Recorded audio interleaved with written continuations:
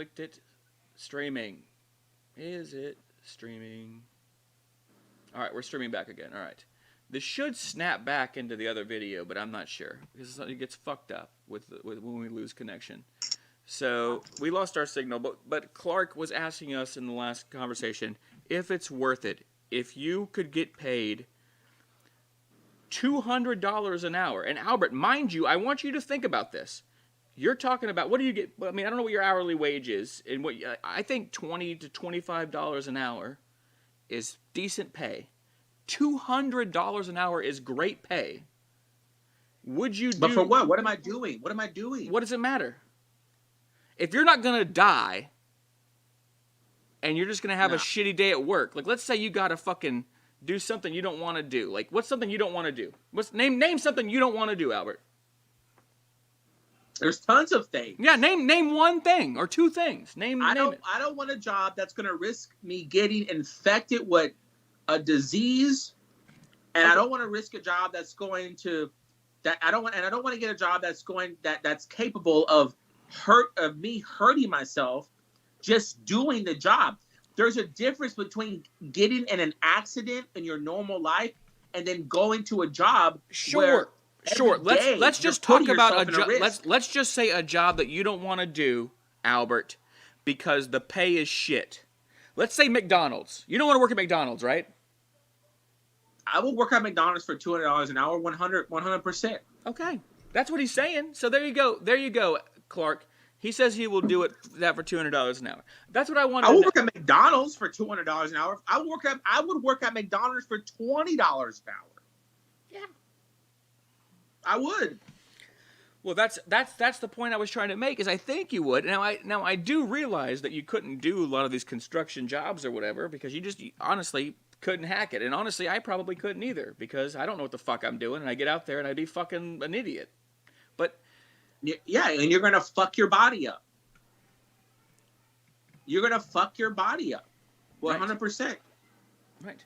It's not worth the fucking money. I don't give a fuck how much it is. It's not worth it. Right.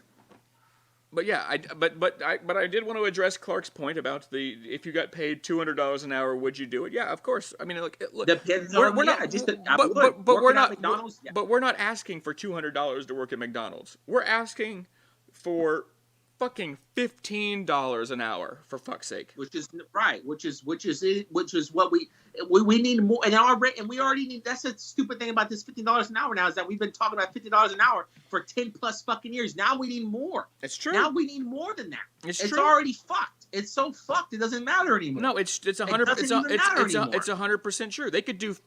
Because if they do $15, because how it works.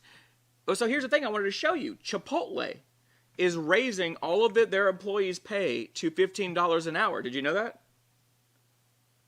I didn't know that. So Chipotle across every company is raising their pay to $15 an hour. I think you start at 12, right? But they move you up to 15, right? Is the right. plan. And do you know why they're doing that? Because unless they do, who the fuck wants to go work for Chipotle?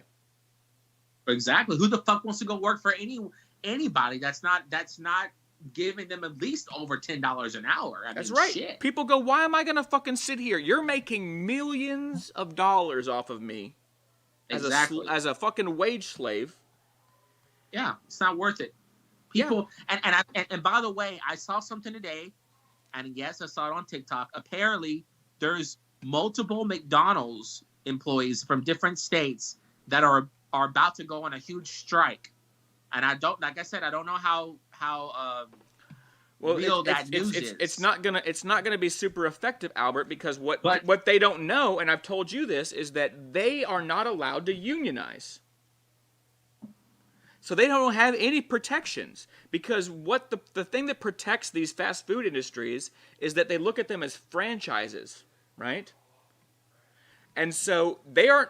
If you work at McDonald's in Alvin, right, and you work at McDonald's in Pearland, like where I live, right, they're not the same. You can't unionize because it's not they're franchises. If they're Well, different ownerships. I don't know if they're trying to unionize. I think they're just trying to just make a statement. But the problem is that yes, you can go on strike, but unless you have unions to protect you, do you know what happens? They can just hire anybody else to replace you. And here's the fucked up thing: McDonald's can say, "Hey, you want to come work for us? We'll pay you $12 an hour." They'll raise the pay for the people to replace them, to get people in because they're desperate. Now, well, you know what? I'll tell you what the future holds, and what I mean by future, I mean 10 years from now or whatever. You're gonna have parents like me. I'm a parent now, and I'm gonna tell you right now, I'm not gonna be like my dad. Now, my dad thinks like old school boomer way. Yeah. You're 18, get the fuck out. Now, if it forces you, when your parent tells you get the fuck out, it forces you to become a slave to a business. Right. Well, guess what? The new generation ain't doing that. My son, I'm not going to tell him to get the fuck out at 18. Yeah. I'm going to tell my son, hey, you can live with me for as long as you want. Right. And you know what that's going to do for him? It's going to allow him to give him time to get in a situation at a job that he likes, that he's making a good enough money, and then he can move out. Why not? What else are you going to do? But this all started, by the way, all this starts because we have a generation of parents who tell their kids, their teenagers, you need to make money. You need to get the fuck out of here. That's where all this begins. Well, and there's that, and it turns us into slaves. Well, and those people are also fucked up in the head, right? Because they're sitting there going, well, if I didn't have to sit here and raise you, I would have all this beer money, and I could have had a pool room in a man cave. You know what I mean? Oh, fuck off. Well, you should have fucking wore protection, dude. Fuck you, man. But you know exactly what I'm saying, right? I do know exactly what you're saying. I do know. My dad's an asshole. He doesn't think like I do. He thinks like how all boomers do. Yep. You should be making this amount of money. Go work for this. I'm like, I'm not gonna do that, bro, because it's gonna make me miserable like you. I'm not doing it. Right. I'm not gonna do it. Well, we're gonna play. And the next generation are going to be smarter about it. I'm not going to tell my kid to get the fuck out of my house. I'm going to say, hey, you can help pay rent here. You can stay with me until you want. I don't give a fuck. So we're going to play. All these parents that are like so eager to get their kids out of their house, I don't get it. Why? You had the fucking kid. You raised them. Why do you want to get rid of them? That doesn't make no sense. So you showed me this, and we're gonna watch this real quick. This is the. If anybody out, we're going to close on this and go, because we've been going a little bit over an hour, even though we had a little bit of technical difficulties. But there's a pretty famous comedian out there, Tony Hinchcliffe, right? You want to set this up, Albert? You know this story. Tony Hinchcliffe is a whack comedian that got famous for being a jerk.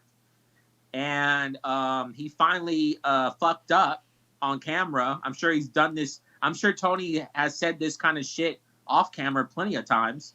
Right. But he finally fucked up and said some racist shit on camera. Right. Like a moron, by the way, like an idiot. Yep. Because I'm sure he knew someone was filming him. He's doing a show in front of 20 plus people, and he goes on there and says a bunch of stereotypical Chinese horse shit slurs about Chinese people. Yeah, a bunch of, and we have an issue with that right now because Americans are very anxious about Asian Americans who have nothing to do. Tony by the way, is an asshole. Well, by the way, but they have nothing to do with fucking China and shit, right? So this is enabling hate crimes and all this. We're gonna watch this little clip here. This is Kill Tony. For the one and only Tony Hinchcliffe.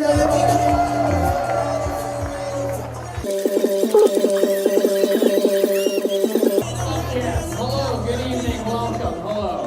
How about one more time for the filthy little fucking chink that was just up here? While all you fucking race traders are hooping and hollering, I'm back there watching you puking in a fucking bucket. Oh, we making a gunpowder. Oh, you want extra soy sauce. Oh, you borrow money from us. And you guys just eating it up, you fucking pussy. Just the worst jokes, dude. Like, he couldn't come up with a better fucking joke than a stereotype that we've been saying for 100 years, over 100 years. He's How an the fuck awful does this human guy get being. paid? He's an awful human being, and people, and I posted about this on my Facebook. I said, y'all motherfuckers, I was never a fan of him. I never watched his shit. I don't give a. I've seen his comedy. It was awful. People like to see assholes be assholes, and then when they say shit that's fucked up, they all flip out. But the thing is, what'd you expect? Yeah. What'd you fucking expect? He's a jerk, and he says racist shit out of nowhere. You're like, what? And not just that, he's giving you what you're asking for. In a way, I feel like he was saying shit that he thought was tailor-made for that audience. He's like, my fans are fucking stupid, ignorant, racist. Here's some bigotry. Right. Yeah, he's a fucking idiot. So, anyway. Just like so many, he's just like a lot of fucking hack-ass, horrible comics out there that are fucking drug addicts and drunks. Yeah. And, you know, he gets on stage, makes a fool out of himself.